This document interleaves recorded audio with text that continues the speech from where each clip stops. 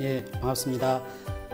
지난 시간에 개벽이 왜 오는지 어떤 자연의 이치, 우주관을 통해서 살펴보았습니다. 이제 개벽이 어떻게 오는지, 어떤 사건으로 오는지, 거기에 대한 준비는 무엇을 해야 되는지 이런 내용을 가지고 살펴보도록 하겠습니다. 그래서 이 강의 제목은 가을 개벽을 넘어 구원의 길로 이렇게 정했고요.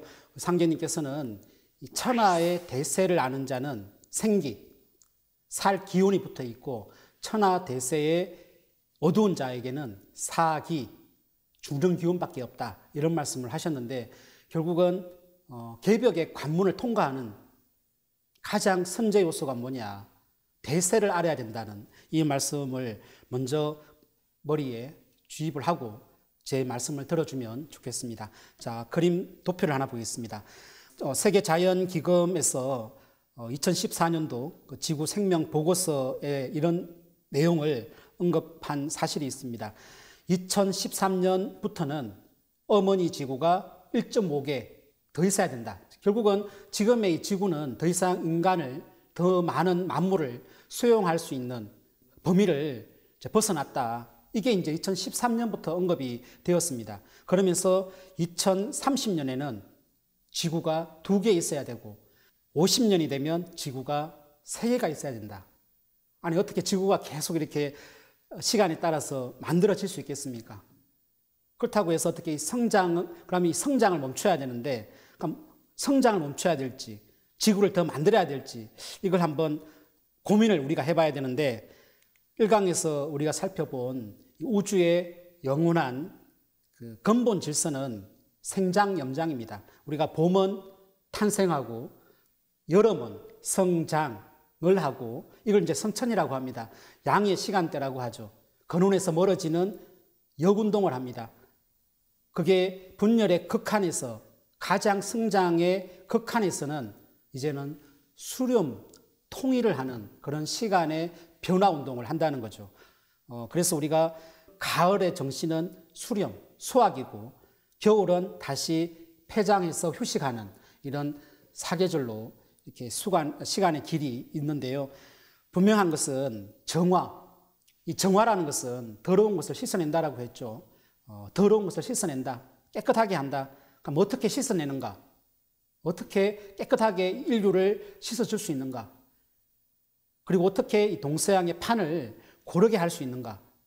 그것은 상제님께서 병으로 씻어내고 병으로 지구의 판을, 동서양의 판을 고른다라고 하는 말씀을 해 주셨습니다. 잠깐 영상 한번 보도록 하겠습니다. 천지일월의 질서를 다스리시는 대우주의 통치자 증산 상제님이 일찍이 역사의 대세를 전쟁과 병난으로 선언하셨다. 앞으로 싸움이 날만하면 병난이 날 것이니 병난이 곧 병난이니라. 앞으로 세계 전쟁이 일어난다. 그때는 인력으로 말리지 못하고 오직 병이라야 말리느니라. 선천상극의 원한의 역사를 끝낼 최후의 한판 승부. 앞으로 지구의 문명사가 뒤바뀌는 마지막 천지 대전쟁입니다. 전쟁이 있는 곳에 언제나 전염병도 함께 있습니다. 전염병은 전쟁의 승패를 넘어 인류 문명의 질서를 송두리째 바꾸는 신의 손길로 작용합니다. 때문에 앞으로 닥쳐올 팬데믹은 단순한 바이러스와의 전쟁이 아니다. 돌아보건대 선천 봄 여름철의 분열과 성장 중심으로 달려온 인류는 부천 가을의 통일과 성숙을 향한 상생 대통합의 새로운 시대로 넘어가는 대전환기를 맞이했다. 우리가 영상을 이렇게 봤는데요. 가을이 오는 그 이치는 누구도 막을 수가 없습니다. 자연의 이치 속에 인간은 살아가고 인간만이 아니라 신도 자연의 공간과 시간의 어떤 질서에 의해서 존재하는 겁니다. 막을 수는 없지만 그것을 극복을 해서 다음 세상으로 넘어가는 대도약의 어떠한 그런 준비를 우리 인류가 해야 되는 거죠. 근데 상계님 말씀에는 앞으로 이 전쟁병, 질병, 병자를 말씀을 하셨는데 병난과 병난, 전쟁과 병난이 함께 동시에 온다. 참 혐오감을 준다라고도 생각할 수 있는데 이거는 어쩔 수가 없어요. 그게 왜 그런가? 그것을 계속 한번 알아보도록 하겠습니다. 그것은 선천은 상극의 운이다. 이 7글자에 그 이치가 담겨 있습니다. 인류가 탄생하고 성장한 지난 봄, 여름의 정 과정은 상극이 이치고 상극이 운이고 상극이 생명입니다. 그게 법칙이죠. 이 우주 환경, 결국 이 우주 환경, 집안 환경 자체가 서로 극하는 상극의 운의 시간대에 우리가 살아가고 있기 때문입니다. 자, 그것은 또 그림 한 장을 이렇게 보게 되면 우리가 흔히 이렇게 보리밟기라고 하죠. 우리가 보리를 심고 난 뒤에 자랄 때 밟아줍니다. 태어나고 자라나는 법칙이 상극입니다. 우리가 스프링 효과라고 하는데 누른 만큼 튀어오르는 겁니다. 이 이치에 의해서 선천 상극은 서로 경쟁하고 부조화되고 불균형되고 그게 어떻게 보면 존재의 목적이 될 수도 있고 존재의 원리가 되었다는 겁니다. 상극. 선천은 상극의 운이다. 근데 상극의 운이 영원히 가는 게 아니라 가을 개벽, 후천 개벽을 통해서 이제는 상생, 서로 잘 되게 하는, 서로 살리는 그런 그 이념이, 정신이 이 후천이라고 말씀을 해 주셨는데요. 자, 화면을 한번 보시죠. 모든 문제는 불균형, 부조화에서 발생합니다. 지금 이 천지자연도, 인간도, 문명도 다 균형이 깨어졌죠. 가을 개벽 실제 상황이 왜 일어나는가? 문제는 균형입니다. 불균형입니다. 이 해결책이 뭐냐? 갱생, 다시 태어나야 된다. 어떻게 보면 천명이 뭐냐? 우리 인류에게 주어진 이번에 문명과 인간의 주제, 문제, 숙제가 뭐냐? 갱생, 다시 태어나야 된다는 겁니다. 해결책은 갱생입니다. 이 문명과 인간과 자연이 균형을 찾아야 된다. 그래서 자연개벽은 청갱생이고 우리가 인간개벽은 인갱생이고 문명개벽은 지갱생으로 이렇게 말씀을 선언을 해 주셨습니다. 그런데 이 개벽의 완성은 뭐냐? 개벽의 완성은 자연과 문명이 아니라 개벽의 완성은 인간개벽입니다. 이 세 가지의 개벽이 거의 동시에 오기 때문에 세벌개벽이라고 말씀을 해 주시는데 이 개벽의 완성은 인간에 의해서 열리는 거고 인간의 손길에 의해서 구원이 되는 거고 인간의 마음과 뜻과 행동이 곧 하나님의 그 꿈을 이루는 존재로서 인간이 갱생되기 때문에 우리 인간이 궁극적인 구원의 주체가 되는 겁니다. 그래서 우리가 자연과 문명의 주제는 바로 인존이고 그러한 개벽을 통해서 열리는 그런 새 세상은 후천 선의 세계예요. 우리가 이 세벌 개벽이라는 것은 이 자연 개벽은 지축 정립, 그 다음에 공정 궤도의 수정이에요. 환경이 바뀌어야 됩니다. 이 불균형에 의해서 지축 경사에 의해서 모든 문제가 발생을 한 거죠. 음보다는 양이 강하고 양 기운이 워낙 강하기 때문에. 근데 이것이 주요 계사를 보면 단기질 360이다. 앞으로 서는 인류의 달력의 일수는 365, 지금의 이 365가 아니라 360을 쓴다는 것을 이미 3000년 전에 이미 밝혀주셨죠. 근데 이것이 이번에 일어난다는 겁니다. 인간개벽은 병난을 통해서 인간 시종자를 추려낸다는 상징의 말씀이 있는데 이 병난을 통한 인간 개벽이 이번에 이루어져요. 그리고 이 문명 개벽은 이번에 남북 상실험에 문제가 있는데 남북의 이 실험이 동시에 실험이 되어서 이게 세계 전쟁, 천지 전쟁으로 일어나게 됩니다. 그래서 이번에 이 남북 상실험은 이 천지 전쟁으로도 말씀을 해주셨는데 이번에 이 남북 전쟁을 끝으로 인류 역사의 전쟁은 사라지게 됩니다. 그 문명 개벽, 그 전쟁은 병으로서 막는다. 병을 병으로 씻어낸다는 그 상제님의 말씀을 유심히 한번 깨달아 보시고 그리고 이 상실험과 3년 병겁, 지축정립 이 세 가지 개벽의 시작점, 스타트를 알리는 추살의 신호탄이라고 할 수 있는 그것이 뭐냐? 그것을 상제님과 태모님께서는 천년두, 시두가 오면 내 세상이 온 줄을 알아라. 시두가 대발하면 병난이 큰 천지의 병이 온다 라는 말씀을 해주셨는데 한번 영상 하나를 보도록 하겠습니다. 전염병이 문명과 역사의 흐름을 바꿔놓았다는 윌리엄 맥닐의 말처럼 앞으로 올 대병난은 선천문화의 전 영역을 무너뜨리고 상생의 새 질서를 여는 가을 개벽의 서릿발 대병난입니다. 머지않아 가을맞이 병난의 본론인 치사율 최대 95%의 시두 대발이 있습니다. 앞으로 시두가 없다가 때가 되면 대발할 참이니 만일 시두가 대발하거든 병겁이 날 줄 알아라. 시두의 때를 당하면 태울 줄을 읽어야 살 수 있느니라. 팬데믹의 시대, 이제 인류의 일상의 화두는 위기관리입니다. 생활 속에서 염염불망 태울주 수행을 실천하며 도장을 중심으로 유김을 조직해 만법 가운데 제일인 의통법을 전수받아야 살아날 수 있습니다. 상제님께서는 도전에 이런 말씀을 해주셨습니다. 나의 일은 천지를 개벽함이니 곧 천지공산이라. 무릇 남이 만들어 놓은 것을 인습할 것이 아니요 새로 만들어야 하느니라. 새하늘과 새 땅을 완전히 새롭게 여는 일이 곧 나의 일이다 라는 말씀을 해주고 계시는 건데요. 모든 것이 다 새로워져야 된다. 불편하지만 진실이 드러나야 된다.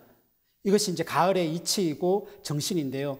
이번에는 가을 문화, 이 개벽 진리를 만나야 이번에 완전히 새롭게 태어날 수 있습니다. 새로 모든 것을 만들어야 된다는 이 상제님의 말씀, 여기에 우리 인류의 희망이 또한 있는 거죠.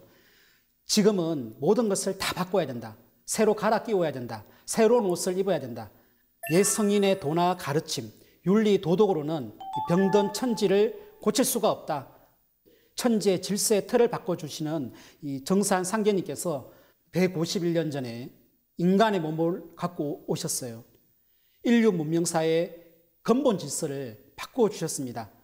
모든 것을 새롭게 만드시는 이 정산 상제님의 생명 말씀은 깨달음의 경계의 말씀이 아닙니다. 새로 만들어야 된다. 천지공사다. 천지 하늘과 땅을 바로잡는, 그리고 그 중심에는 인간 세상, 인간을 바로 세우는 그 문화를 여는 그 천지공사, 이걸 보신 거거든요. 깨달음의 말씀이 아니라 이거는 새롭게 열리는, 새롭게 바꾸어지는 그 이치가 바로 상제님의 말씀입니다. 그래서 우리가 이 상제님의 이 도전을 꼭 보셔야 돼요. 도전 속에 앞으로 오는 새롭게 판이 열리는 그 새로운 가을의 인간 열매가 될 수 있는 해답이 이 도전 속에 다 들어 있습니다. 그 도전 말씀, 도전이란 무엇인지 그 잠깐 영상을 한번 보겠습니다.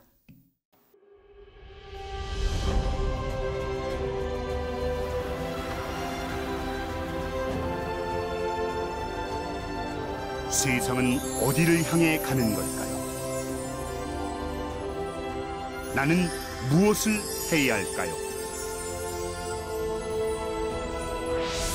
철진한 진리의 옷을 입고 있는 인류에게 묵은 모든 것을 털어내고 새하늘 새 땅을 맞을 놀라운 한 소식이 들려옵니다.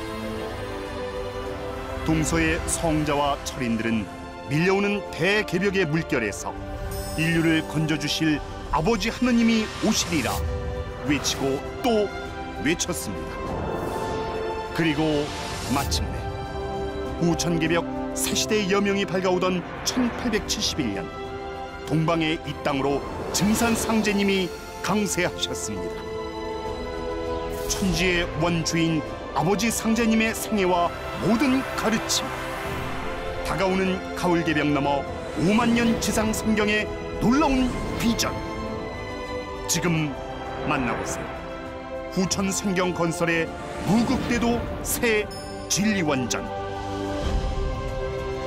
도전.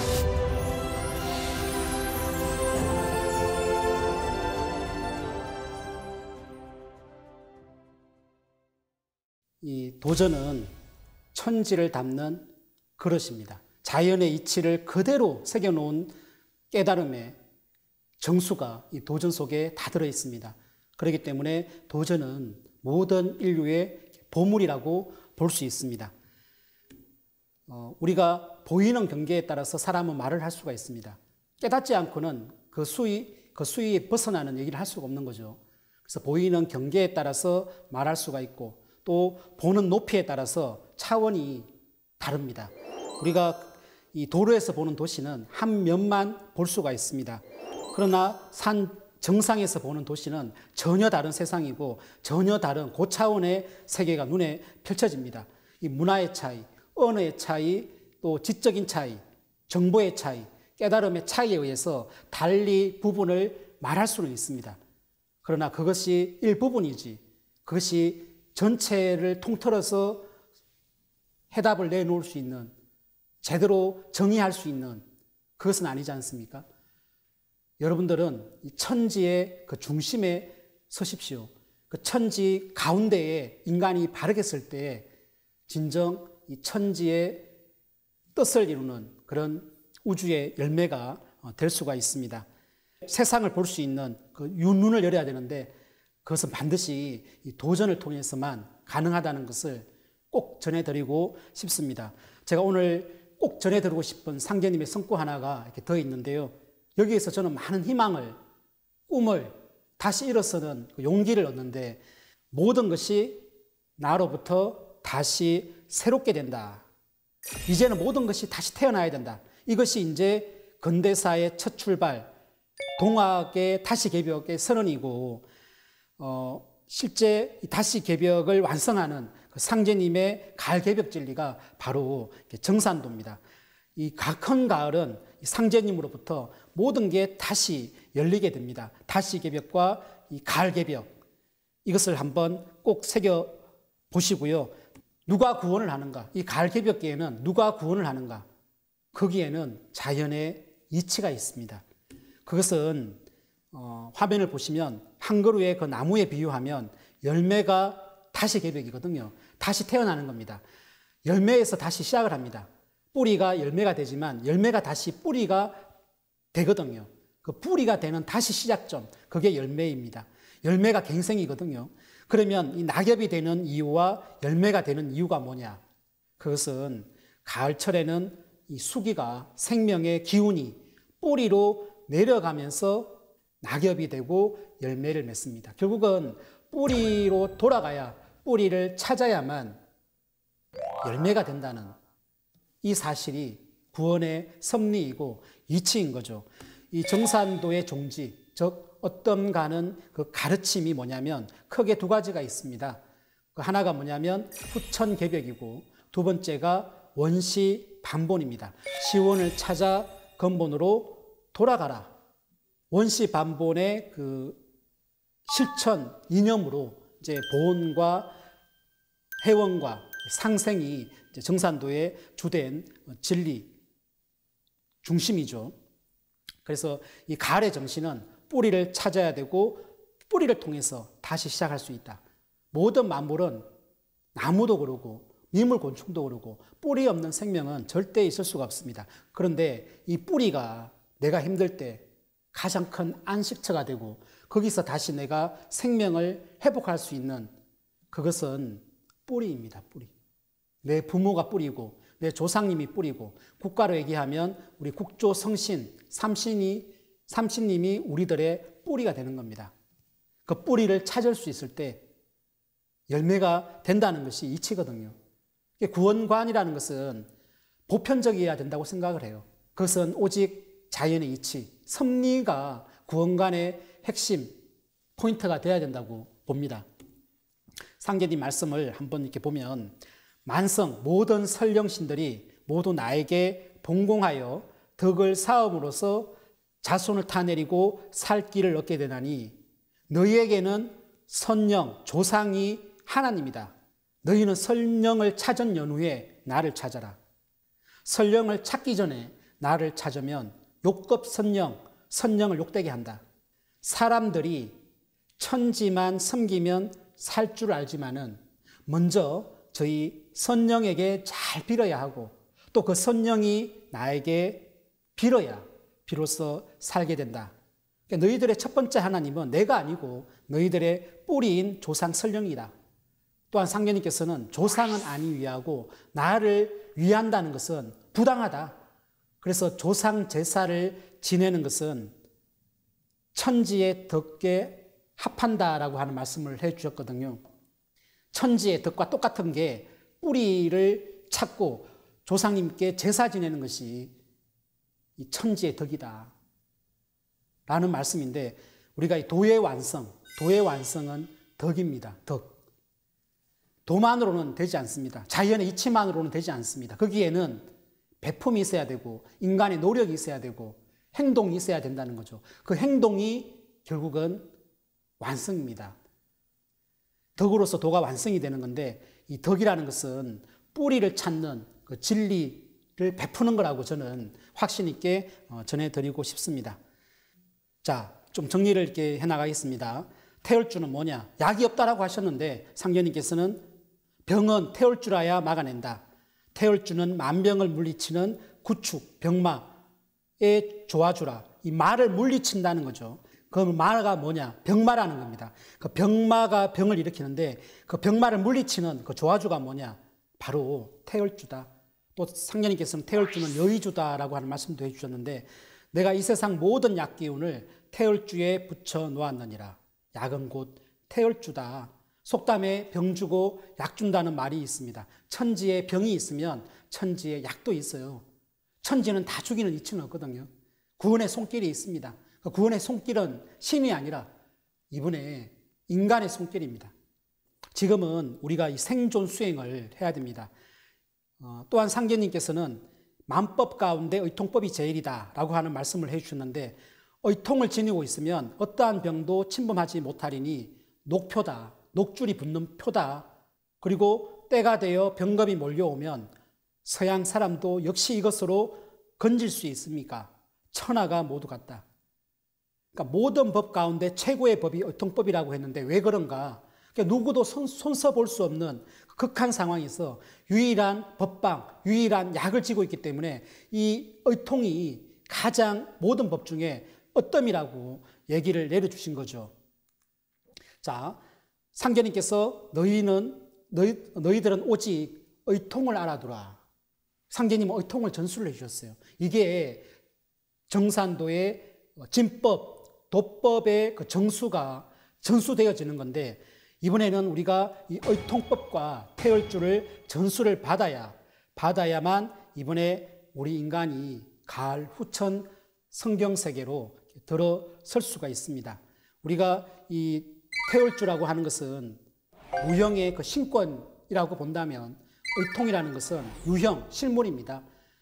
유형의 도권이라고 볼 수 있어요. 왜 도권인가? 여기는 하나님의 진법, 정통이 전수가 되어지는 거기 때문에 그렇습니다. 이 두 가지를 가지고 있어야 이번에 우리 인류가 가을 세상으로 넘어갈 수가 있고 세상 많은 사람들을 살려낼 수가 있습니다. 떨어져 나간 이 혼줄을 다시 불러다가 이어주는, 생명선을 이어주는 그 조직, 그게 이제 정산도에서는 육임 조직이고 칠성 조직이라고 하는데, 상견님께서는 북두칠성이 나의 별이다.